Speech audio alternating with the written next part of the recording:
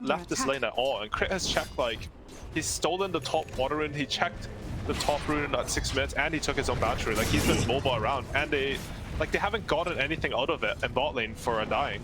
Every time I watch bot lane, I just then, like, Jug was just zoning out both offlaners by himself. Like, Moon and Saberlight were getting kind of bullied by Arteezy and Fly, so it doesn't even feel like him staying bottom is actually, like you say, winning them this lane at all. Right. Yeah, I think, honestly, I think this is just a laning out skill. Like, I don't think Juggernaut AA is supposed to do that well versus Tuskar Leshrac lane. I think, if anything, like, Leshrac should be starting to pressure. I mean, there's some, like, ping stuff here, right? Like, Saberlight's in EU, and Arteezy, like, moved to the East Coast to be on top of the server. Right. But, still, like, this is a lane, I think, that Undying expected to pressure. Well, it'll be interesting to watch now. They do bring that third hero down bottom, and they were able to come and contest the small pole, which has been stacked up, and now this wave coming to the tower, but Arteezy catches this one as well, and is going to pull it back a little ways also. So the sort of battle of the poles going on, and this is also with Tomato completely leaving the lane open, and Ice is alone up here. It's a very dangerous, I think, decision to make for Undying. Like, they're going to go all in on this kind of tri-lane bottom side debate and just be playing super active now, but Crit knows that. He's just going to be hunting all the time. Ryle, he's got to back away.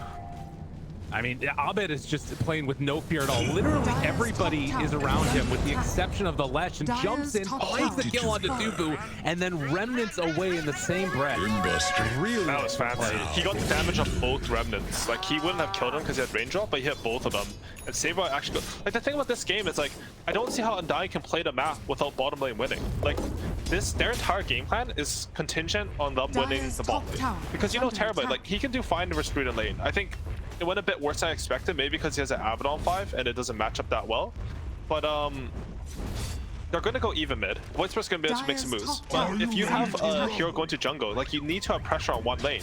It's not like they can just, like, they can rotate Abaddon, but, like, Jug's going to look at them and laugh. Right. So now, like, I don't understand what Undying can do. Like, they've moved this Leshrac up top. He's just hit 6. Brute can't really kill him. Like, the spiders don't do any damage when you pulse over them. They just die, but I don't see their game plan anymore. I mean, you see the net worth, and it's kind of like, you know, EG have effectively won all 3 lanes. So there's a lot of kind of outskill in some of the individual plays. Abed grabs the bounty room with a Remnant in front of 2 enemy heroes, and he make it a moon kill here.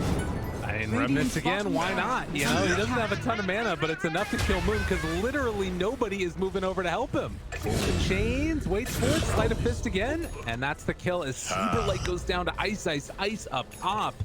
Wow, this is looking rather good for EG. This is a slacking, you know, as they say. Yeah. I think, like, yes. I think like, we're looking forward to a good match between these two teams, but I think Undying need to revisit the draft a bit. They don't have, like they first to the Leshrac, they last pick a carry that, like, I think Terrorblade can do okay in lane, but he's definitely not winning the lane for Brood, right? Yeah. And now, like, your first two has all the responsibility to win its lane and, like, carry the tempo in the mid game. And then your last pick carry is just gonna go jungle. Like, the theory behind the draft doesn't really make sense to me. I think, like, I mean, I played with a lot of these guys, pretty much all of them, and I think they're very good at adapting on the fly, especially in terms of draft. So we see something better coming out of them later. My goodness, nice kill from Abed. They had the Ice Blast afterwards to clean up just in case they needed it. They're taking top tier 2 at 10 minutes uncontested right now. Things are looking so good for EG, and Undying just don't have anywhere to play at the moment. Is this the earliest tier 2 in NA DPC? Like, they're gonna take the shrine before 11 minutes. That's a lot of EXP. Okay, crits for to Mercy. He doesn't want to take that. But like, that's a really early tier 2, and the shrines give EXP every minute now. Oh my god, that was such a the ward. Yeah, that was cool. Crazy. Meanwhile, Ice is going tier 3s. He's like, oh, okay, I got a tier 2, no one's here. Let's just see if I can get a tier 3 now. Why not? Why not? Yeah, absolutely. And I think this is that build that, you know, we heard Jenkins talking a little bit. Already has the hood done. Curious if he goes for the full pipe or not. It looks like it's Medallion on the way first. This creep has been chasing Crit for like a minute. Oh, he knows where that boy is now. And we can really see like the difference between the last time Brood was played at NA/DPC and this one, right? Like even though Jug's tower was taken, he can still sit down here and pressure out this lane. Right. And in the meantime, like Isis actually gets to play Dota, you know? He gets to push towards that tier 3. And like this map, if you just go to Undying's vision, like it's so awful to play. Right. Like every lane's gonna push in for you. They're gonna have top pressure at tier 3. If you want to defend it, like you have to go back so far, which means you lose all map control, and you're just running between your tier 3 top and your tier 1 bottom, your tier 1 mid. They're not going to cross the river this game, it feels like. Oh, this is not looking good, and that's not a recipe for success. Again, oh my god, Abed might kill him all. Saberlight, I mean, they got to get out of here. Dubu's trying to get out. Tomato. The catch on the other side, they connect onto Tomato. He's trying to escape. Saberlight the ball as they jump in. Oh, Tomato! Gotta be careful about that sun. Eazy walks in, gets the Omni Slash off for the kill. They do bring down crit on the other side, but I mean, this is still looking rather rough. Dude, that Omni Slash cast range, that keen optic. Yeah, that was really far. I thought that was Switch Slash for a second, right? That was really far. Even with the keen optic, I was like, that looks really... Oh, he has a keen that's hilarious, actually. No, because like you should be able to sunder him before he Omni Slashes you. I think that's like a regular in that matchup. Whoa. But if you have this keen optic, you know, Arteezy with the 5-head brain plays. So this stat right here, it's not only the fastest 50 tower taken at ABC, but the second fastest in the patch. So they're playing quite well on each, and I can't help but think again, like the bans that were banned out, it was the Brood counters afterwards. Like I don't know if like, you know, this is something that they've theory crafted, that Terrorblade is like this answer to Brood, but it clearly didn't work this time. Ice looks like a freaking maniac. He's doing whatever he wants. Yeah, they can't kill him. They got his courier. Worth it. The thing is, like, they're doing the right play on Undying, right? They're trying to group their heroes, their strong heroes, the last strike and the void spray, and go kill this annoying spider. Right. But in the meantime, like, the EG supports are just running rampant over their triangle, and it's hard to play these games. I think they have to just keep going for these. Dude, I can't run. I can't think with the chat lines. I can't imagine being the players and like, you know, sometimes it's even like your voice. Like if I was playing against Arteezy, like I'd spam his voice line. You mess up their comms, they think Arteezy's talking. He's just saying like stop jungling. I like that. Great. Undying, they should chain smokes. Like they need to get a smoke on one hero and then just spend all the resources to like chain it up and keep getting kills. Because if the map stays like this, like EG, like usually I say like, you know, when you're ahead, you take like 75% of the map. You control. EG literally have like 90% of this map.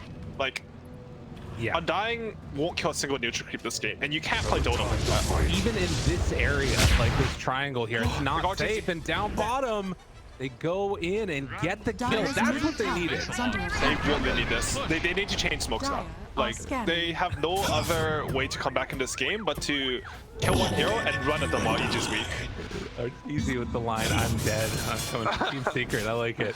That's good. Well, 5,000 gold lead. Sense of humor about his Ice again dives onto Tomato.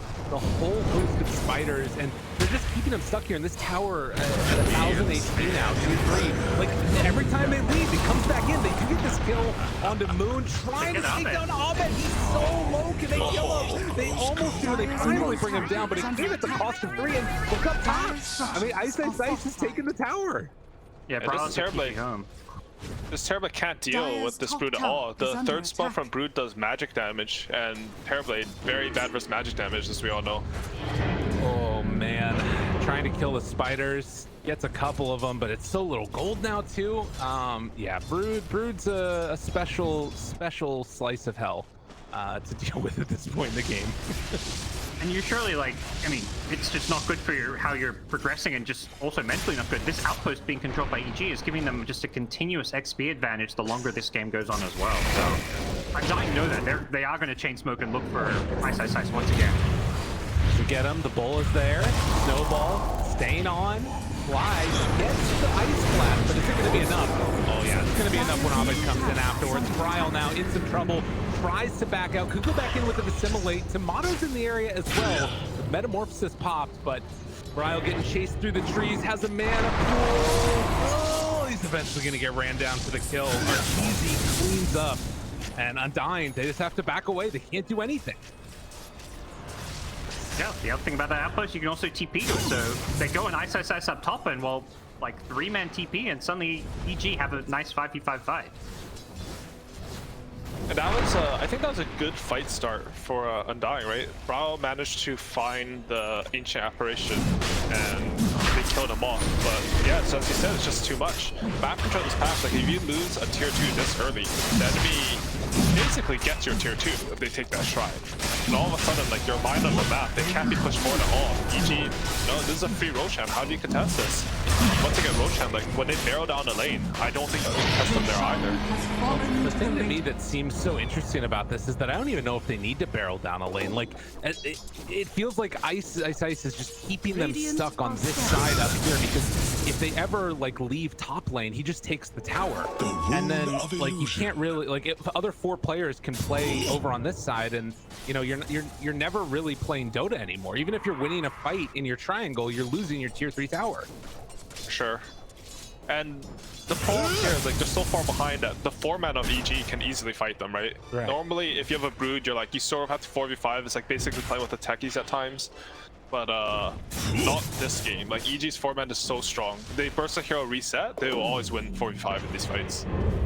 And now without this tier 3 top tower, well, it's on 100 health, it's about to go down. EG are actually just gonna go high ground with the Aegis. Why not? Saberlight goes down. Ice finds the kill. No buyback. 30 seconds away from it. And at 17 minutes, they're gonna take this first set of racks. And there's just nothing Undying can do about this. There's way too much damage. Good jump in, kills the spiders. Stop jungling, let's Stop push. jungling, let's push, as Eg.Abed hitting some neutral creeps. But yeah, they're gonna get the racks and leave Arteezy's spray on the stairs going out. I gotta say, I really do like Ice's build this game. I think a lot of Brutes, they've been like sort of over-indexing on building these tanky teamfight items. I don't think like Greaves in general is a pretty expensive item. In this game, instead of buying the Arcane Boots, he's bought Treads plus a Medallion. I think this build just scales better. Like you hit a lot with Brood, and having Treads or some attack speed actually makes you a lot tankier hero just because of your first skill. This build seems more in sync with his like his tool set. More balanced, it sounds like, rather than going all in on the utility. Oh, they call crit mid. Let's go in. Want to get the kill, looking for more afterwards. They find the Ancient Apparition, trying to chain some things together here. They take down both supports, but oh man, that Maelstrom damage. That was a 5-man A blast, so they can't progress forward at all right now. They have to though, like this is their meta. If they do not have meta, it's just another rack dead. So they have to be able to push forward and get something on the map now. That's a tier 1 tower likely to fall here, although they are bringing in Arteezy. I think you're gonna fight this. This is scary. Bryle now tries to get the remnant, not going to be able to connect with that stun, but the jump in.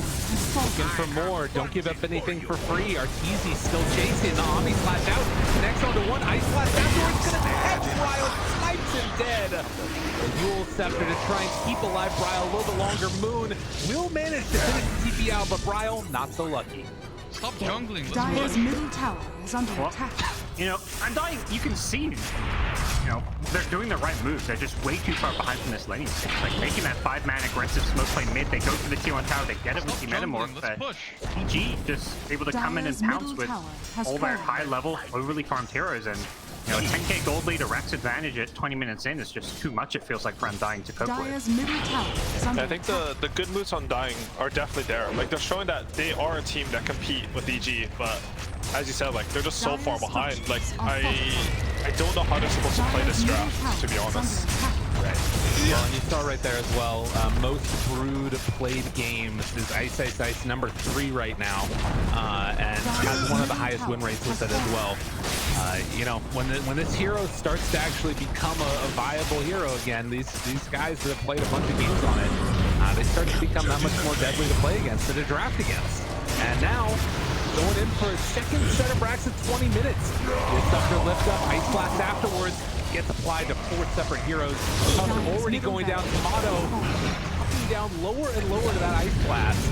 Brick gets the Avatos and connects to kill Tomato. Oh, and GG's just gonna be called. They've had enough on the game too. Well, maybe we need to stop hyping up some of these series, because so far, game 1 at least, EG, this is looking like how they played the Major, you know,